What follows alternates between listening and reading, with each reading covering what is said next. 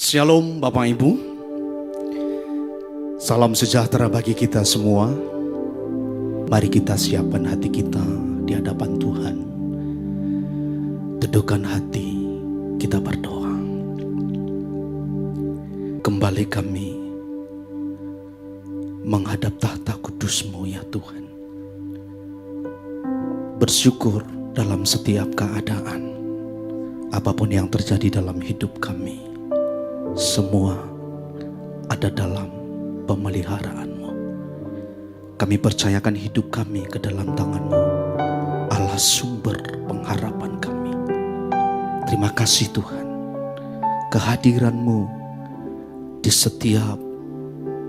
di rumah kami masing-masing, dimanapun kami berada, melawat kami, mengurapi kami.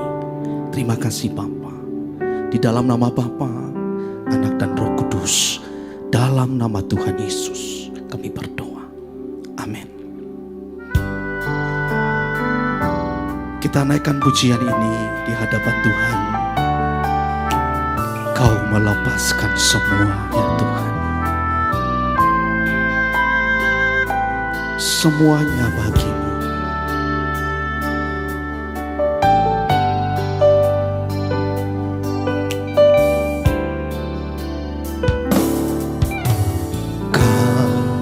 Lepaskan semua kemuliaan yang dari Bapa, mahkota yang mulia Kau ganti kerudung hina untuk menebusku.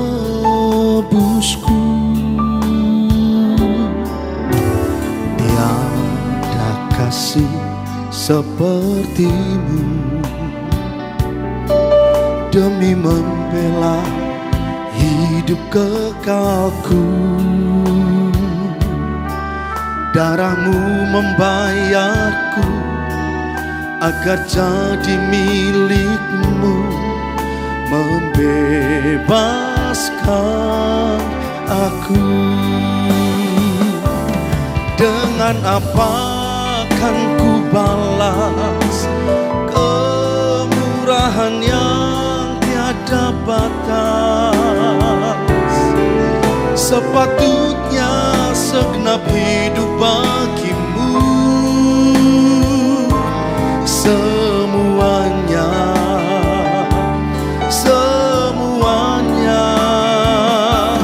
jalan hidupku ke depan melayani-Mu Tuhan. Seharusnya tiada yang kusisakan. Segalanya bagi kerajaan-Mu.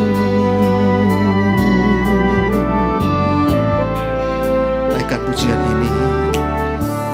Dari awal katakan Kau melepaskan semua ya Tuhan.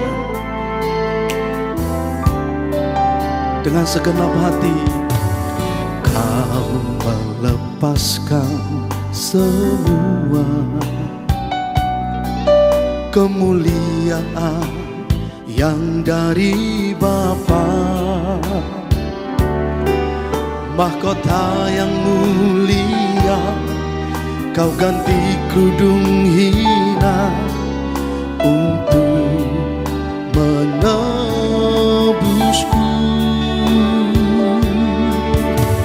Tiada kasih seperti-Mu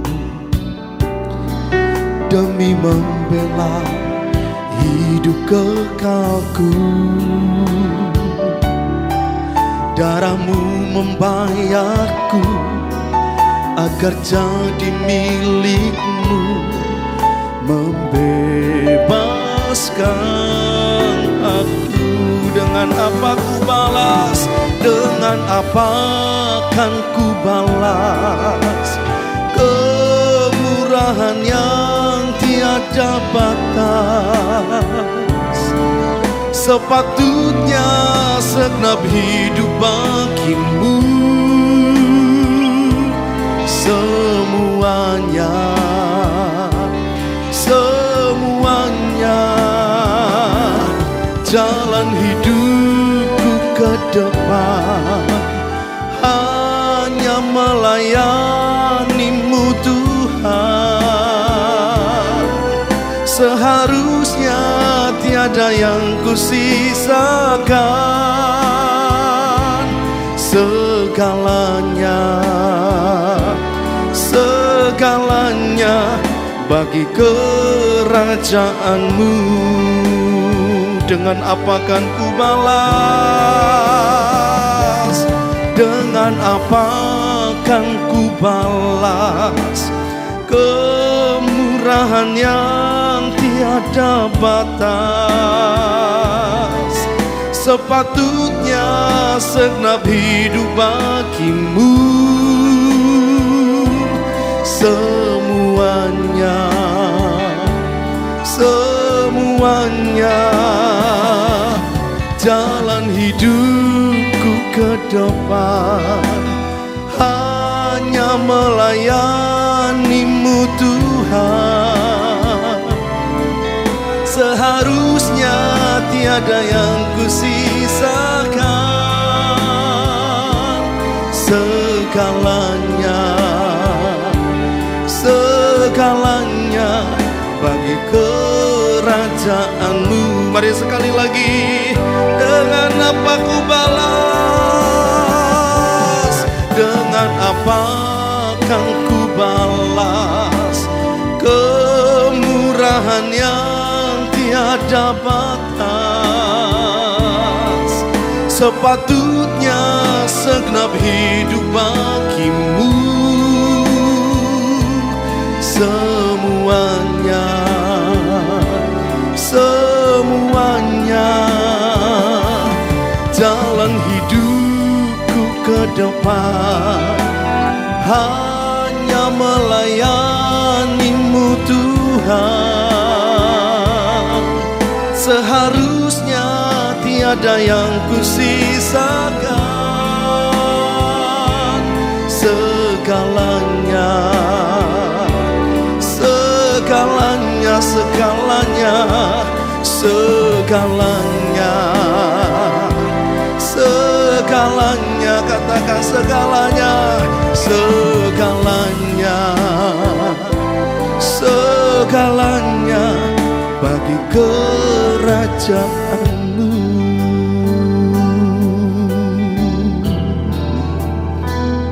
Terima kasih Tuhan.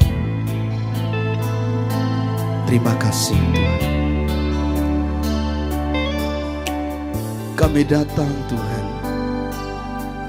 saat ini bersama-sama dengan umat-Mu, mengangkat hati di hadapan-Mu, menyembah-Mu Allah yang mulia, Allah yang kudus.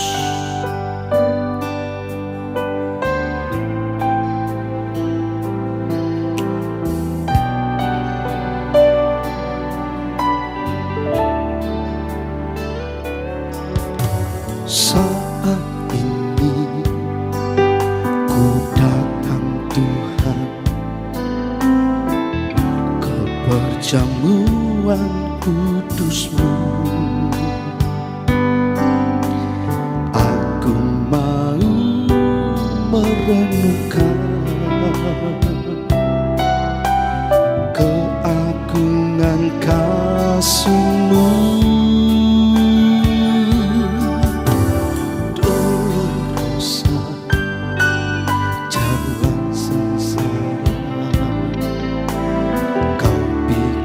Berat bebanku di atas bukit Kau disalibkan, menggantikan tempatku.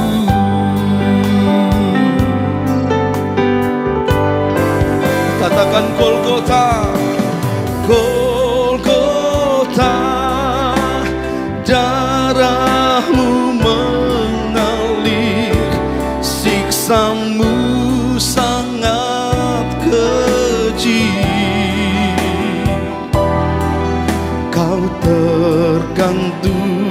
hina, bermahkota duri.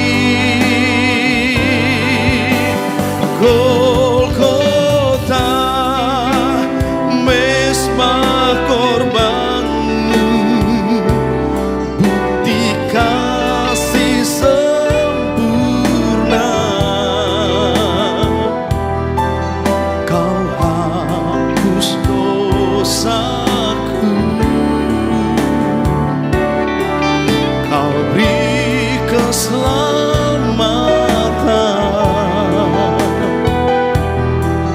kau terima diriku, orang berdosa.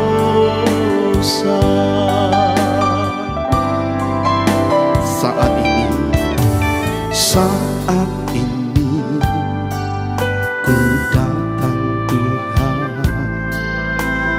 ke perjamuan kudus-Mu. Aku mau merenungkan keagungan kasih-Mu. Dolorosa, jalan sengsara, kau pikul berat beban-Mu. Di atas bukit kau disalibkan, menggantikan tempatku. Oh, Golgota, Golgota, darah-Mu mengalir, siksa-Mu sangat keji. Kau tergantung hina, bermahkota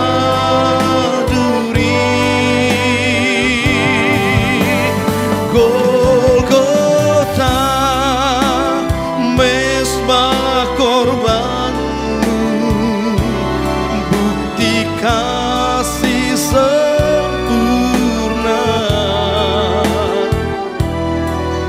Kau hapus dosaku, kau beri keselamatan, kau terima diriku, orang berdosa. Golgota, Golgota, darah-Mu mengalir, siksa-Mu sangat keji. Kau tergantung hina, bermahkota duri. Oh, Golgota, Golgota, mesbah korban-Mu, bukti kasih sempurna. Katakan Bapak Ibu, kau hapus dosaku, kau beri keselamatan, kau beri keselamatan, kau terima diriku Tuhan, kau terima diriku. Mari sekali lagi katakan Golgota, haleluya. Golgota, darah-Mu mengalir, segenap hati kau tergantung hina, kau tergantung hina, bermahkota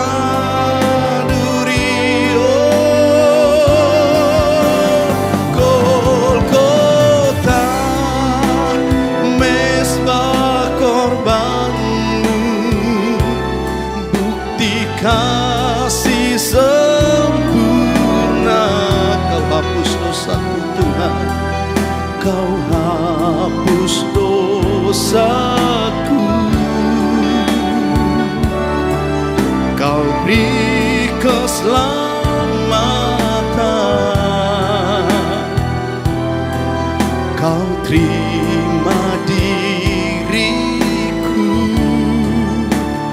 orang berdosa. Kau hapus dosaku, Kau hapus dosaku. Amin. Kau beri keselamatan, Kau terima diriku, orang berdosa. Kau hapus dosaku, Kau hapus dosaku,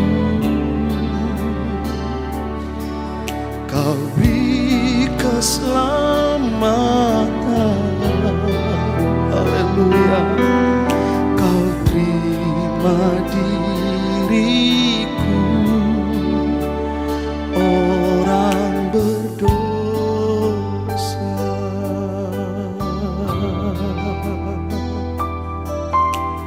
Terima kasih Tuhan.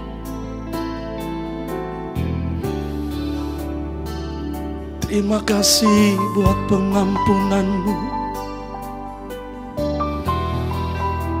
Terima kasih Engkau menerima kami, orang berdosa. Terima kasih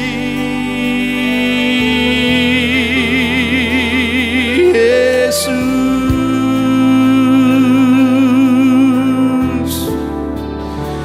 Tuhanku. Haleluya. Kami menyembah-Mu, kami mengangkat hati menyembah-Mu. Haleluya.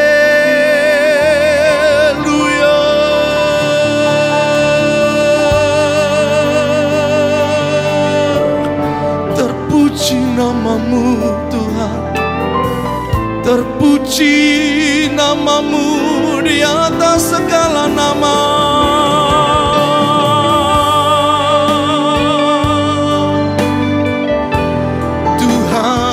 Tuhan yang memberikan nyawanya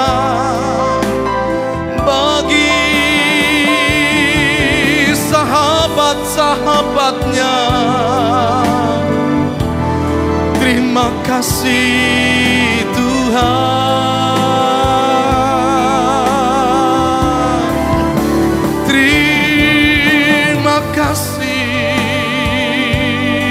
terima kasih ya Tuhanku. Glory bagi, glory, glory.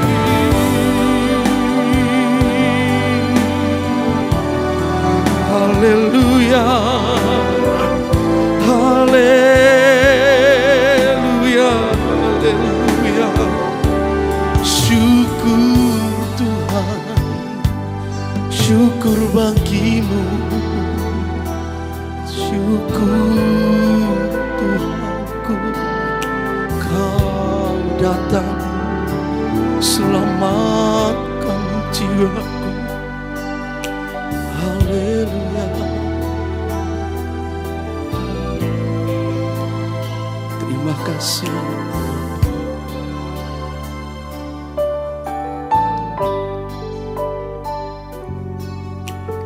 Engkau membawa kami sejauh ini ya Tuhan.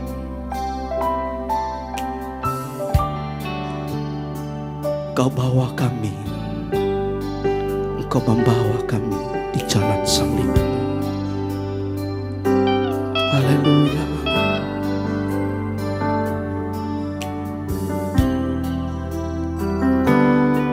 Terima kasih Yesus.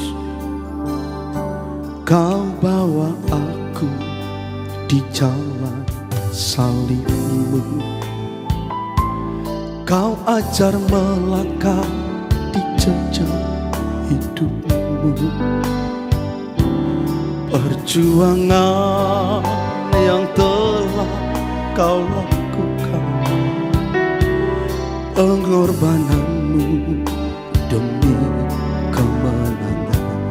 Katakan lagi. Kau bawa aku di jalan salibmu. Kau ajar melangkah di jejak hidupmu. Perjuangan yang telah kau lakukan, pengorbananmu demi kemenangan. Ku mau ikut Yesus, Tuhan dan Rajaku, walau sukar dan berat jalan salibku. Di sisimu Tuhan, dalam penderitaan sampai kemuliaan bersamamu Tuhan. Kembali naikkan pujian Bapak Ibu. Kau bawa aku di jalan salibmu. Kau ajar melangkah di jejak hidupmu. Perjuangan yang telah kau lakukan, yang telah kau lakukan, pengorbananmu demi kemenangan. Mari angkat hati bersama-sama. Ku mau ikut Yesus, ku mau ikut Yesus, Tuhan dan Rajaku, walau sukar dan berat jalan salibmu. Di sisimu Tuhan, dalam penderitaan sampai kemuliaan bersamamu Tuhan. Ku mau ikut Yesus, Tuhan dan Rajaku, walau sukar dan berat jalan salibku. Di sisimu Tuhan, dalam penderitaan sampai kemuliaan bersamamu Tuhan. Ku mau ikut, oh Yesus, Tuhan dan Rajaku, amin. Walau sukar dan berat jalan salibku. Di sisimu Tuhan, dalam penderitaan sampai kemuliaan bersamamu Tuhan. Sampai kemuliaan, sampai kemuliaan bersamamu Tuhan. Sampai kemuliaan bersamamu Tuhan.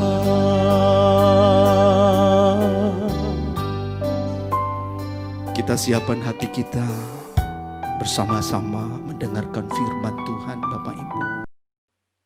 Shalom Bapak Ibu, saudara sekalian, dimanapun kita berada, kita berjumpa lagi pagi ini. Kita baru mendengar satu puji-pujian yang sangat luar biasa.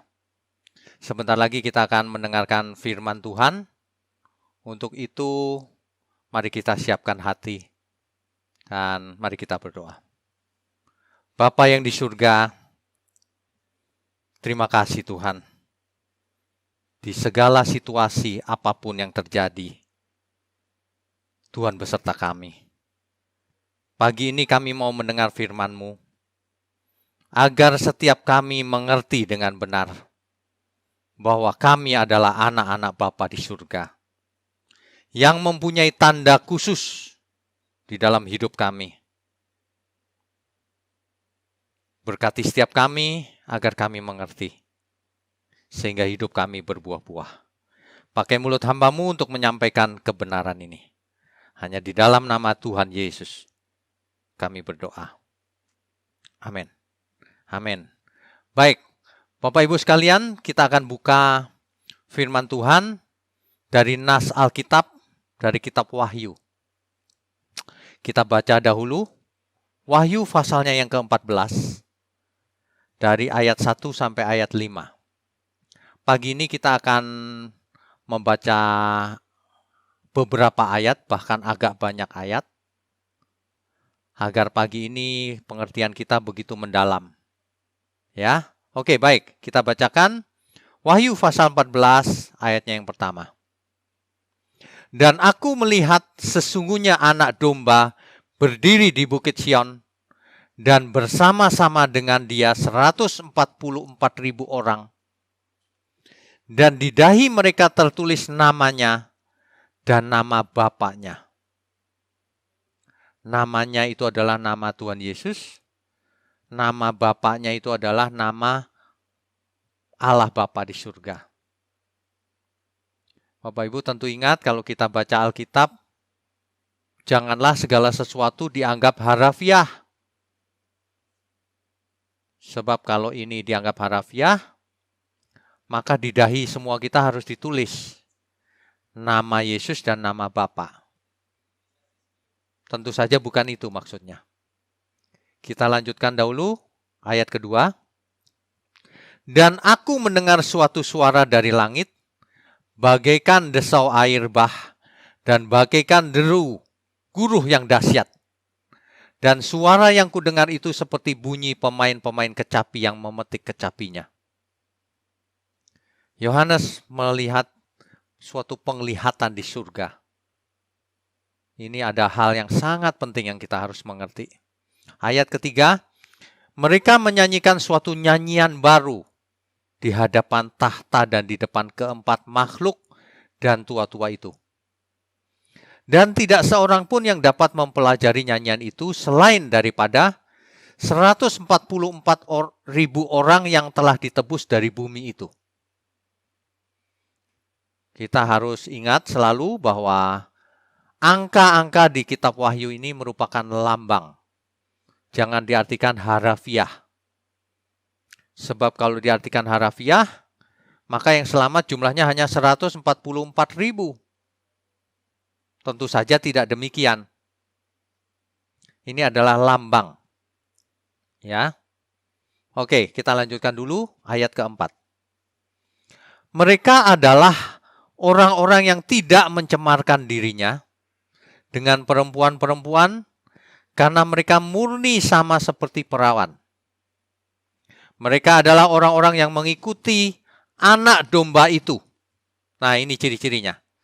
Jadi 144.000 tanda kutip, itu adalah yang mengikuti anak domba itu. Yang mengikuti Tuhan Yesus. Kemana saja ia pergi. Mereka ditebus dari antara manusia sebagai korban-korban sulung bagi Allah dan bagi anak domba itu. Allah di sini tentu saja Allah Bapa, anak domba itu tentu saja Tuhan Yesus. Mereka sebagai korban-korban sulung. Kita tahu bahwa Tuhan Yesus adalah yang sulung di antara banyak saudara. Jadi kita pun yang ditebus mempunyai karunia sulung roh. Menjadi korban-korban sulung juga. Seperti Tuhan Yesus. Ya, ayat yang kelima. Dan di dalam mulut mereka tidak terdapat dusta. Mereka tidak bercela. Ini ciri-cirinya ini. Orang-orang kudus Tuhan tidak terdapat dusta di mulutnya. Tidak terdapat hoax. Kalau zaman sekarang. Mereka hidup tidak bercela. Nah, Wahyu 14 dari ayat 1 sampai 5 ini menggambarkan tanda dari anak domba itu dan pengikut-pengikutnya. Mark of the Lamb. Apa sih tandanya orang-orang benar itu? Apa sih tandanya pengikut Kristus itu, pengikut anak domba Allah itu? Ada tandanya, Bapak Ibu. Kita akan soroti ayat pertama.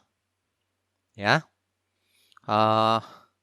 Di situ dikatakan bahwa Yohanes melihat anak domba berdiri di Bukit Sion. Bersama-sama dia, ini orang-orang yang beserta Tuhan Yesus, nanti 144.000 orang, tanda kutip. Dan di dahi mereka, ini tandanya, di dahi mereka tertulis nama Tuhan Yesus dan nama Bapaknya. Bayangkan kalau ini diartikan harafiah oleh orang Kristen, apa yang terjadi? Oleh orang percaya.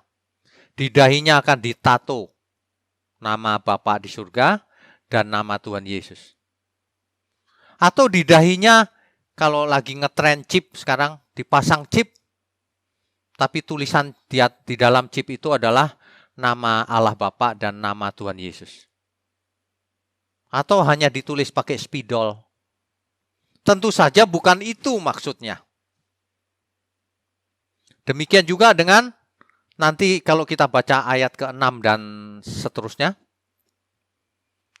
tanda daripada pengikut binatang itu, pengikut antikris, pengikut si jahat. Ada tandanya juga, di dahi juga sama. Tentu saja dahi ini bukan chip, tentu saja bukan tato, tentu saja bukan stiker, barcode atau semacamnya. Ini adalah salah satu tanda. Tanda inilah yang harus kita mengerti dengan benar. Agar kita semua hidup berubah. Agar kita termasuk bilangan orang-orang itu. 144.000 orang. Ya, agar kita mengikut sang anak domba itu. Inilah tanda anak domba itu dikontraskan dengan tanda binatang itu, tanda antikris. Sekali lagi, tanda ini bukanlah tanda fisik berupa chip, tato dan sebagainya, bukan. Ya, oke. Jadi kita harus mengingat apa sih tanda sebenarnya dari anak domba itu dan pengikut-pengikutnya. Sebab kalau kita setiap minggu pagi begini mendengar firman, khotbah, tapi tidak mengerti tandanya apa, ini tentu saja menyedihkan. Kita harus mengerti, kita harus tuntas dalam hidup ini. Hidup kita ini hanya sementara, justru hidup yang sebenarnya itu setelah kita mati, yaitu bersama sang anak domba. Itulah hidup yang sebenarnya. Kalau hidup kita yang sekarang ini fana, ada pandemi langsung di rumah saja, tidak berkualitas. Tapi kalau di langit baru, bumi baru, tidak ada penyakit, tidak ada pandemi, tidak ada antikris, bahkan setan pun sudah tidak ada nantinya. Tapi sebelum itu, sebelum masa itu, kita harus menjadi 144.000 orang ini. Yaitu orang-orang kudusnya Tuhan. Apa sih tandanya? Nah, kita harus mengerti. Sejak awal, Tuhan sudah merancang manusia. Seperti yang Ia ingini. Rancangan mula-mula. Seperti apakah itu? Bapak Ibu perhatikan baik-baik Kejadian 1 ayat 26 dan 27. Kita selalu ulang-ulang ayat ini karena ini penting. Kejadian 1 ayat 26 dan 27. Berfirmanlah Allah, baiklah kita menjadikan manusia menurut gambar dan rupa kita. Supaya berkuasa atas seluruh isi bumi. Kalau di ayat ke-27-nya, maka Allah menciptakan manusia itu menurut gambarnya. Gambar Allah maksudnya. Gambar Elohim. Jadi manusia itu didesain sejak awal menurut gambar Allah. Seandainya bangunan itu adalah blueprintnya Allah, Elohim. cetak birunya Elohim.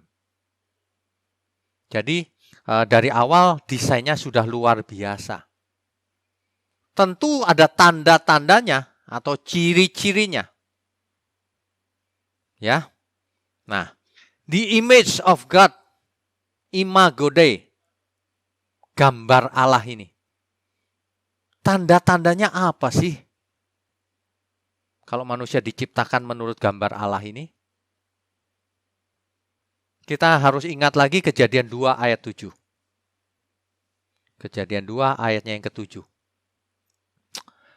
Saya bacakan ya. Ketika itulah Tuhan Allah membentuk manusia itu dari debu tanah dan menghembuskan nafas hidup ke dalam hidungnya.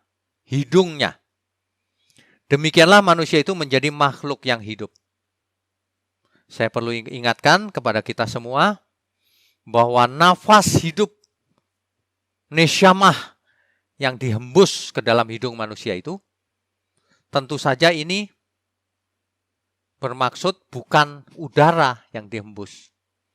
Nesyamah di sini konteksnya adalah roh Allah.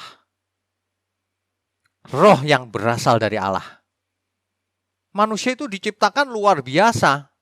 Jadi tanda-tandanya pasti jelas harusnya. Apalagi zaman ini, pengikut anak domba Allah dan pengikut yang lain, binatang itu, tentu tandanya berbeda sekali. Tentu kontras sekali. Dua-duanya ada di dahi, dua-duanya ada di tangan. Iya, tapi itu figuratif. Bukan nempel secara fisik di dahinya. Bukan nempel di tangannya secara fisik. Itu figuratif. Ada maknanya. Ada tanda-tandanya. Pengikut Kristus, tandanya jelas. Pengikut iblis, jelas. Itu kontras. Makanya dalam kitab Wahyu, 14 ayat 1 sampai 5 dan 6 sampai seterusnya itu dikontraskan. Yang satu adalah tanda anak domba Allah, mark of the lamb. Yang satu lagi adalah tanda binatang itu, mark of the beast. Ya, oke. Nah, kita baca lagi ayat yang lain yang menunjukkan bahwa manusia itu didesain sangat luar biasa. Mazmur pasal 8 ayat 5.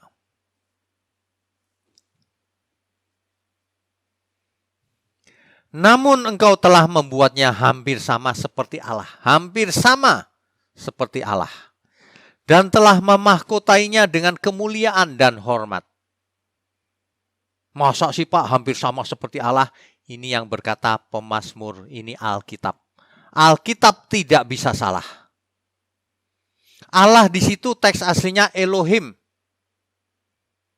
Dalam beberapa terjemahan bahasa Inggris Alkitab, Elohim di situ diterjemahkan angels. Artinya malaikat. Manusia diciptakan sedikit lebih rendah dari malaikat. Dalam salah satu terjemahan. Dalam terjemahan yang lain lagi dikatakan manusia diciptakan sedikit lebih rendah dari makhluk-makhluk surgawi. Heavenly beings. Tapi ada juga yang menerjemahkan dalam bahasa Inggris Elohim di situ a little lower than God, yaitu Allah. Dalam LAI diterjemahkan sebagai Allah. Kalau Yahudi Ortodoks mengartikan itu sebagai malaikat. Yang manakah yang benar? Nanti kita akan tahu. Tapi yang jelas manusia itu dirancang sedemikian rupa sehingga menjadi luar biasa. Jadi harusnya mudah dibedakan antara pengikut anak domba Allah itu dengan pengikut dunia ini atau iblis. Harusnya mudah dibedakan. Kalau ada orang percaya yang ternyata jahat, itu tandanya meskipun agamanya Kristen, tandanya dia bukan pengikut anak domba Allah. Jadi tanda yang menyertai orang percaya itu jelas. Ya, oke. Itu pemazmur mengatakan demikian. Dalam Kisah Para Rasul, Coba kita buka Kisah Para Rasul ayat 17, pasal 17, ayatnya yang ke-28.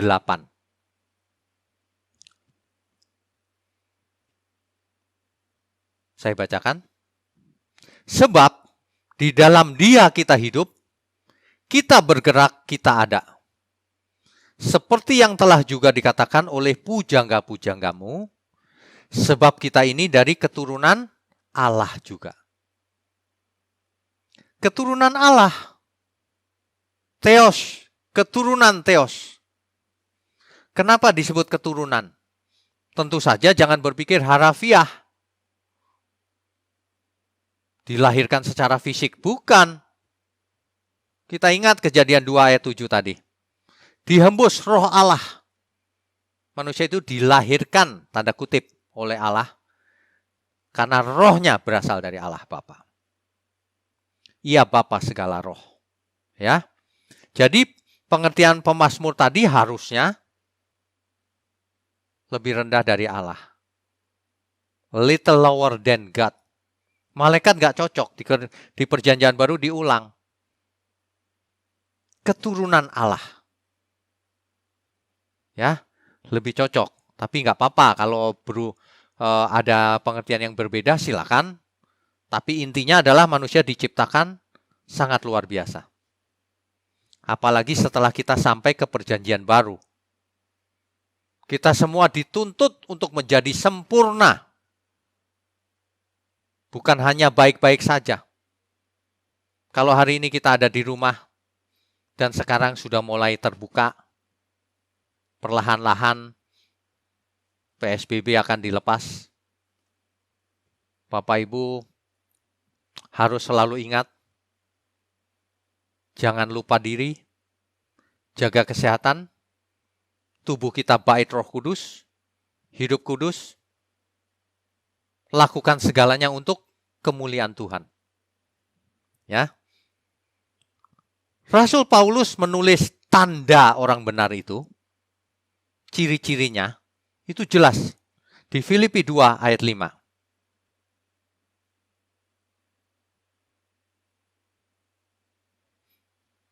Hendaklah kamu dalam hidupmu bersama, menaruh pikiran dan perasaan yang terdapat juga dalam Kristus Yesus. Tandanya jelas.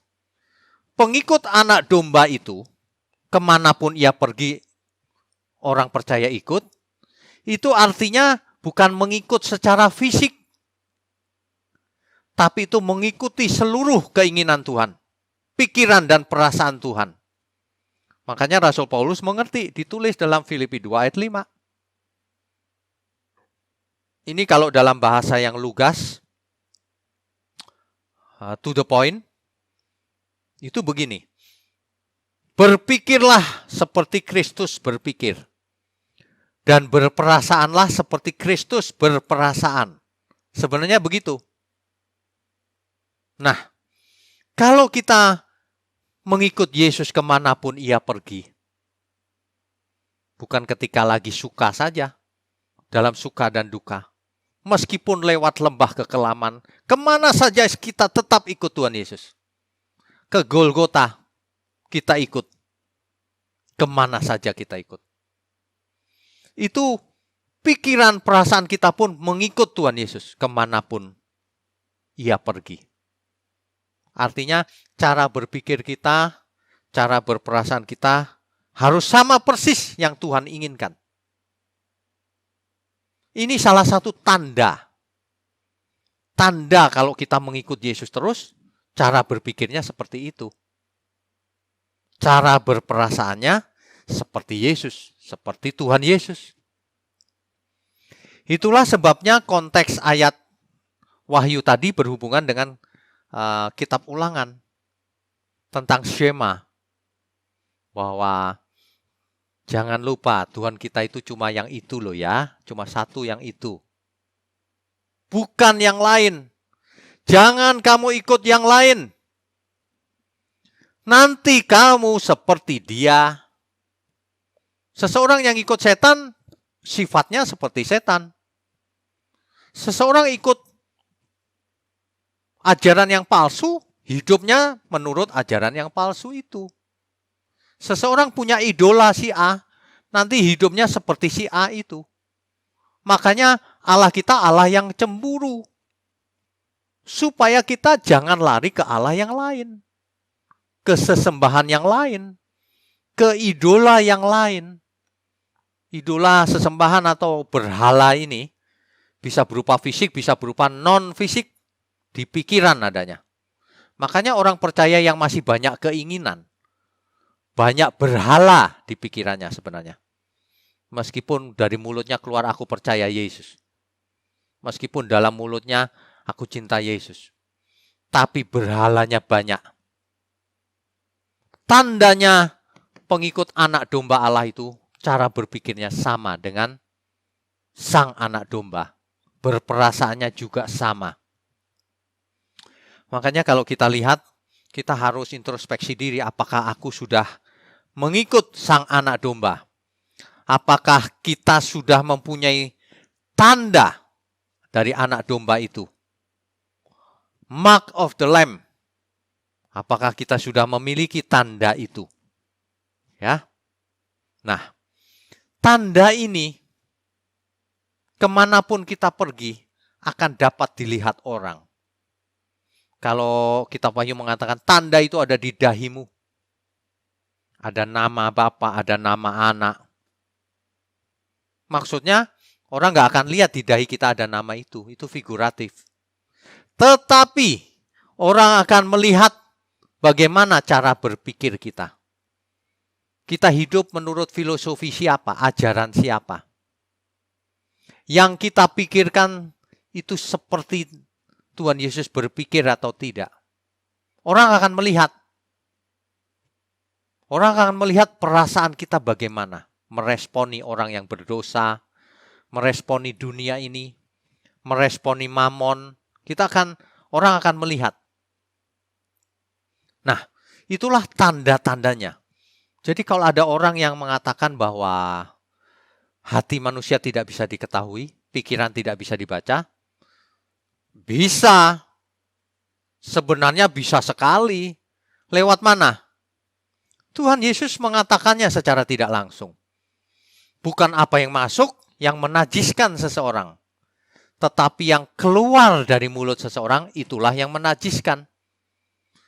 Karena apa yang keluar dari mulut kita, mulut manusia, itu akan terlihat tandanya.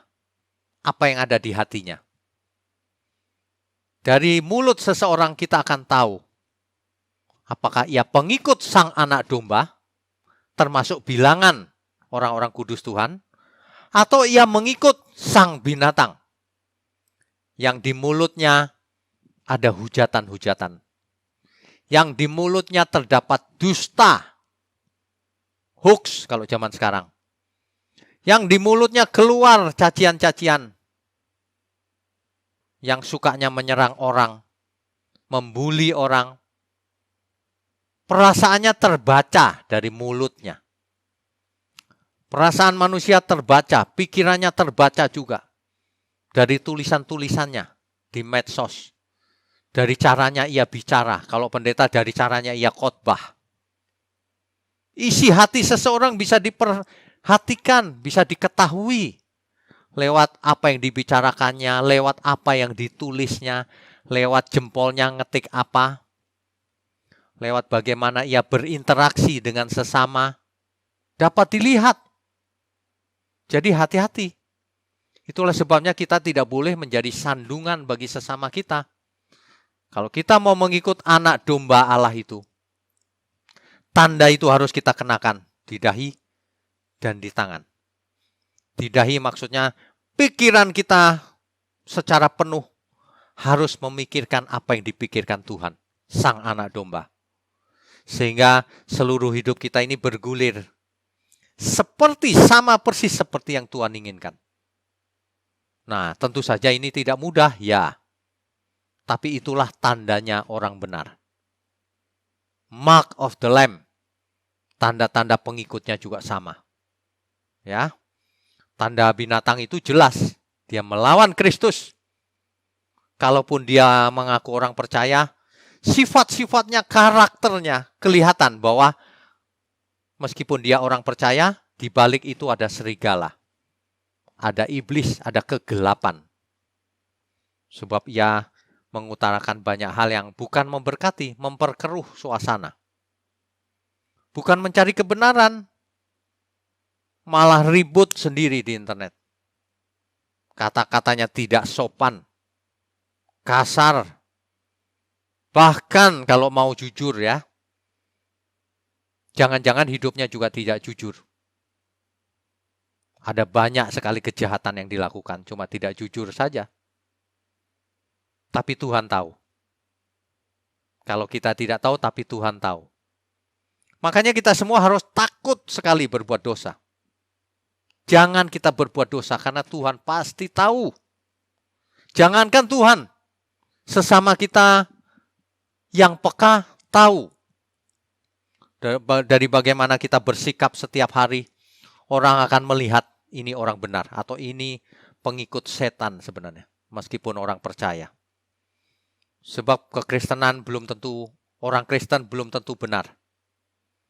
Orang Kristen ada yang disetting sempurna, ada yang cuma baik-baik saja, tapi ternyata ada yang jahat. Waduh, mengerikan. Kristen tapi jahat.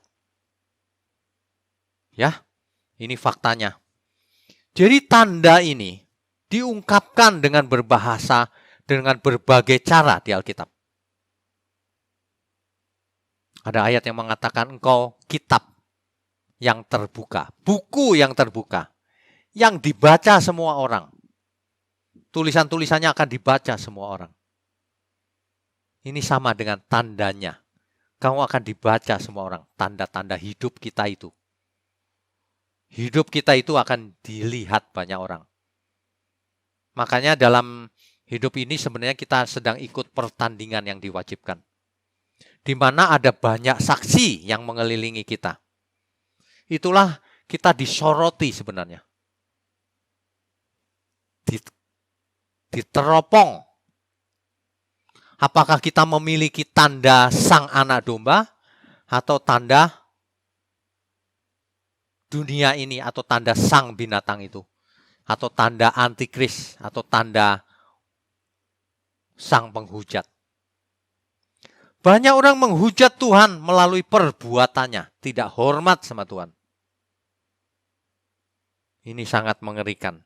Bapak Ibu, meskipun sekarang ada di rumah, mari kita bertobat lagi. Miliki tanda sang anak domba. Sebab kalau kita tidak memiliki tanda-tanda itu, berarti kita belum seperti yang Tuhan inginkan. Bapak Ibu tentu tahu dong seorang raja di Perjanjian Lama. Itu tandanya jelas.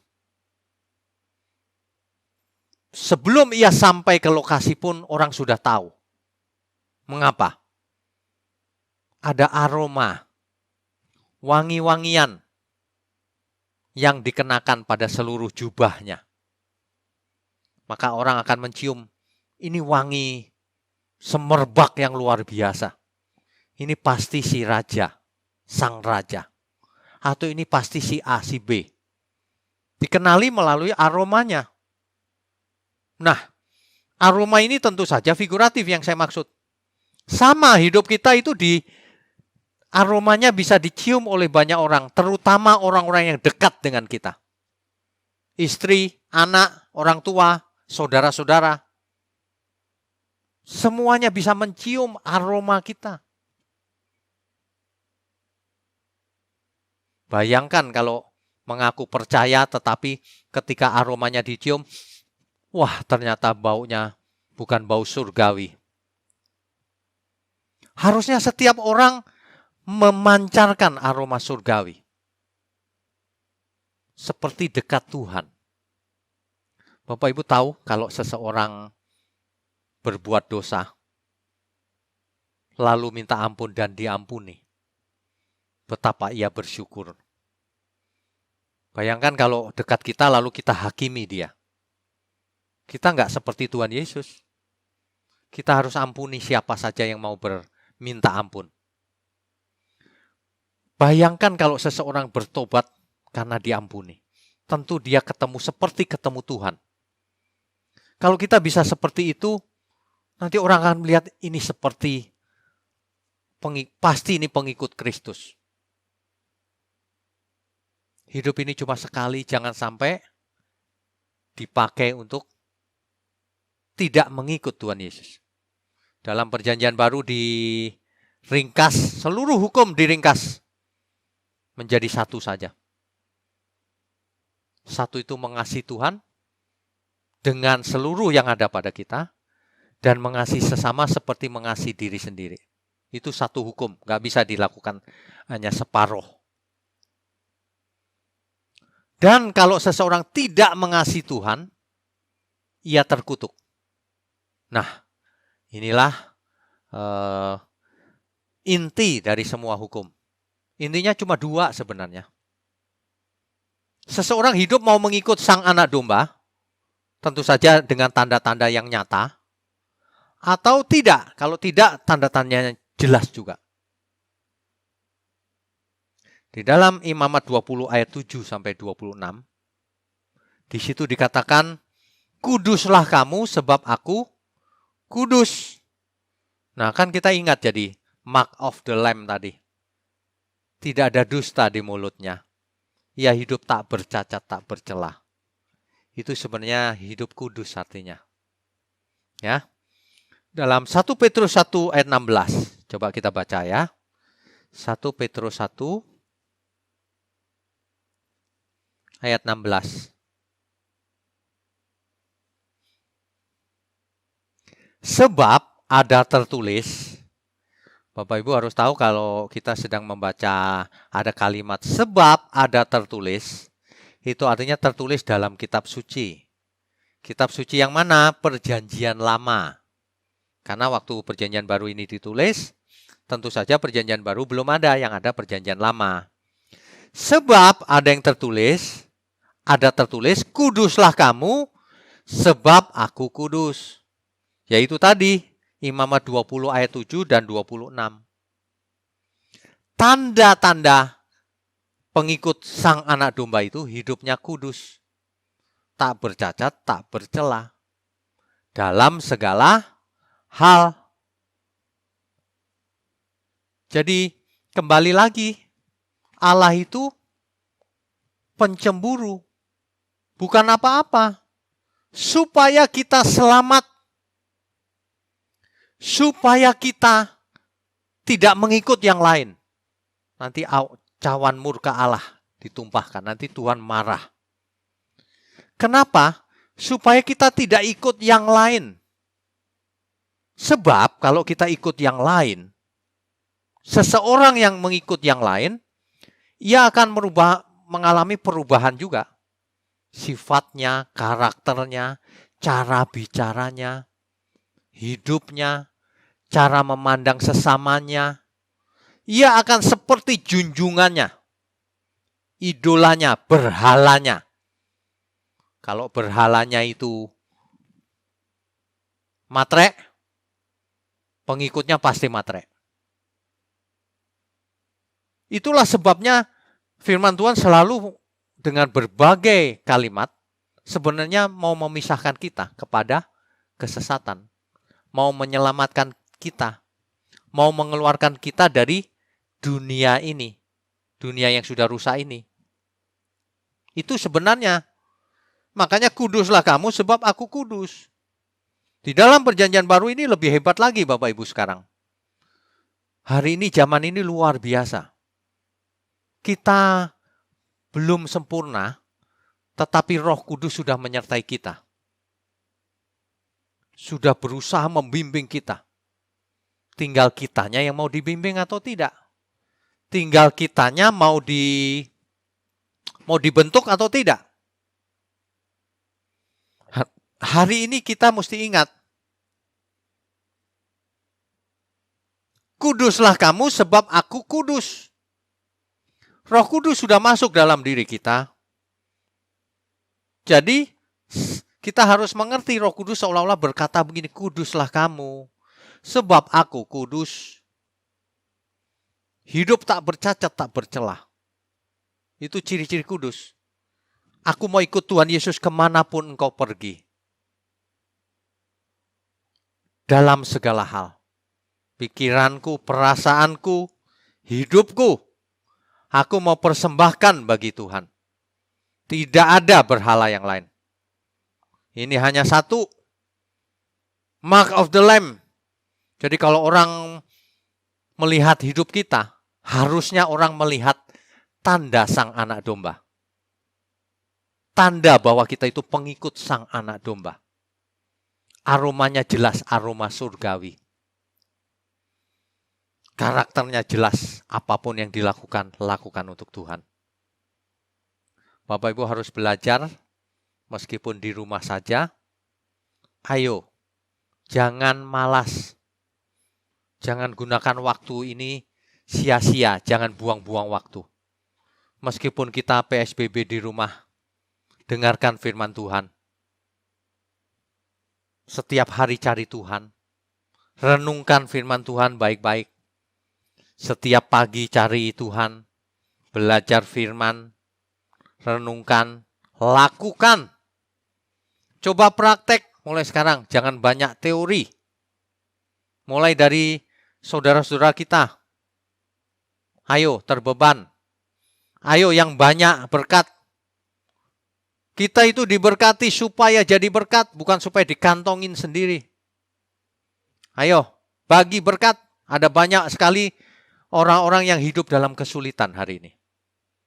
Ada banyak sekali kegelapan di luar sana. Kita harus jadi terang. Jadi terang tidak hanya dengan mulut, harus jadi berkat. Ingat tanda sang anak domba, di pikirannya, pengikutnya itu di pikirannya ada. Di dahinya itu di pikirannya. Di pola pikirnya. Di mindsetnya. Itu ada mindsetnya Bapa di surga dan Tuhan Yesus. Itu maksudnya. Dan di tangannya ada tanda juga. Artinya apa yang kita kerjakan itu harus bisa ditangkap orang, ini tanda sang anak domba. Ini beda. Itu sebabnya Bapak Ibu harus sudah mulai belajar secara nyata hari ini. Ayo tunjukkan iman kita dengan benar.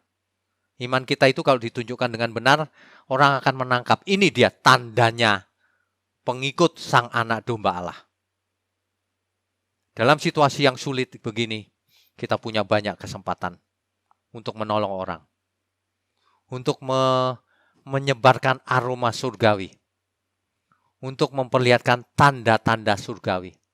Tanda-tanda bahwa kita pengikut anak domba Allah. Yang tidak bisa ditiru oleh siapapun.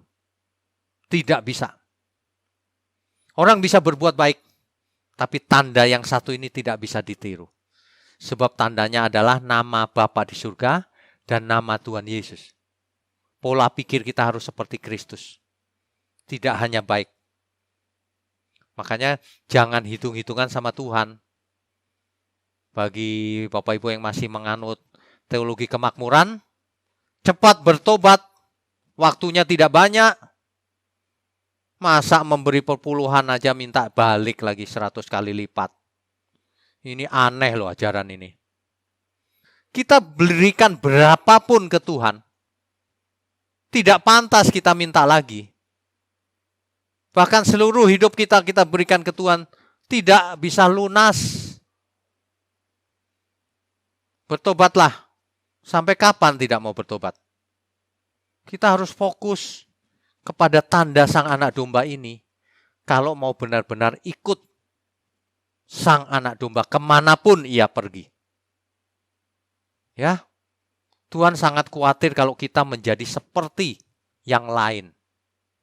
Kita harus seperti Bapa di surga. Seperti Tuhan Yesus. Makanya jangan ikut yang lain. Pikiran kita penuhi, perasaan kita dengan keinginan Tuhan. Ya, kosongkan pikiran. Jangan banyak keinginan. Hari ini seluruh dunia sedang dalam situasi yang sulit. Kita sedang ada dalam difficult situation, situasi yang sulit. baik secara ekonomi, politik, apalagi secara pandemi. Tapi kita harus tetap hidup tak bercacat, tak bercelah. Ingat itu. Jadi mulai sekarang bicara pun hati-hati. Ngawur bicara udah jelas ini tandanya bukan pengikut sang anak domba. Tanda sang anak domba itu bicaranya juga memberkati, menyelamatkan banyak jiwa. Hidupnya kudus, tak bercacat, tak bercelah dalam segala hal. Orang yang mempersembahkan dirinya dengan benar itu, seluruh yang ada padanya dipergunakan bagi Tuhan. Kita tinggal check up aja, jangan pura-pura tidak mengerti. Kita check up saja diri kita sendiri. Apakah hidup kita persembahkan untuk Tuhan atau kita nikmati sendiri? Apakah kita menjadi seperti Tuhan Yesus, menolong banyak orang supaya banyak orang selamat? Atau kita sedang memikirkan diri sendiri? Bapak Ibu sekalian, saudara sekalian, khususnya jemaat GSKI Pantai Indah Kapuk. Pagi hari ini, saya mau ingatkan bahwa hati-hati, tanda hidup kita itu dibaca oleh banyak orang. Kita harusnya memancarkan tanda atau aroma itu. Tanda sang anak domba, pengikutnya, kita pengikut Tuhan. Hidup kita harus bisa dibaca, harus bisa dilihat, harus bisa didengar, tanda kutip. Harus bisa dinikmati, harus bisa dicium aromanya. Bagaimana caranya? Melalui perbuatan nyata dalam hidup kita. Jangan berteori. Melalui perbuatan nyata. Bapak Ibu yang diberkati banyak, dituntut banyak. Ingat baik-baik. Yang diberkati banyak, harus jadi berkat yang banyak juga bagi banyak orang. Yang kesulitan ekonomi, harus tidak boleh sombong. Kalau ada yang membantu, harus mau menerima. Sebab ada orang yang tidak mau dibantu. Sombong juga itu. Ya, Bapak Ibu sekalian, pagi ini kita belajar bahwa tanda itu menyertai kita semua. Mari kita check up diri, memeriksa diri. Apakah kita sudah memancarkan tanda mark of the lamb itu, tanda pengikut sang anak domba, atau belum? Kiranya firman Tuhan pagi ini membuat kita semakin mengerti dan membuat kita semua bertobat terus. Khususnya para pengkhotbah yang tidak alkitabiah. Cepatlah bertobat. Sebab kita tidak tahu kapan kita mati. Kita bisa mati setiap saat. Kalau Tuhan panggil kita, kita pulang. Tapi sebelum pulang, marilah kita memiliki tanda itu. Sebab melalui hidup kita seharusnya kita pun menjadi berkat bagi sesama. Banyak orang pun diselamatkan. Amin ya Bapak Ibu ya. Amin. Oke, pagi ini kita baru mendengar firman. Bapak Ibu saudara sekalian, baik jemaat GSKI Pantai Indah Kapuk maupun umat Tuhan dimanapun kita berada.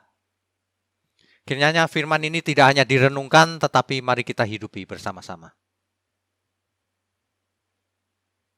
Hosana, kiranya Tuhan menolong kita semua. Mari kita berdoa. Mari kita angkat tangan kita. Bapa di surga, terima kasih untuk pagi yang penuh berkat ini.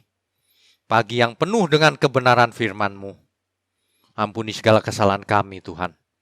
Kami benar-benar serius mau belajar memiliki tanda itu Tuhan, baik di dahi kami maupun di tangan kami. Dalam seluruh hidup kami.